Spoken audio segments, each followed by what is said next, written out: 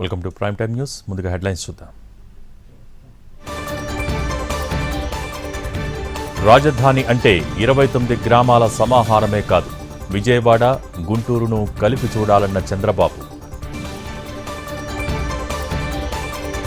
కబ్జాదారులే కోర్టును తప్పుదోవ పట్టించారన్న రేవంత్. హైడ్రా విషయంలో డివిజన్ బెంచ్కు వెళ్తామన్న ప్రభుత్వం. సర్కారుకు హైడ్రా బ్లాక్మెయిల్ టూర్.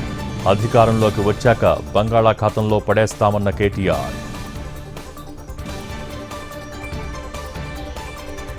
రేపిస్టుల్ని సమర్థించే వ్యక్తికి విద్యాశాఖ ఎందుకన్నా కాంగ్రెస్ వ్యక్తిత్వ హననానికి పాల్పడుతున్నారంటూ కేంద్రం కౌంటర్. డిఎస్సిపై చర్చకు డేట్, టైం ఫిక్స్ చేయాలన్న లోకేష్.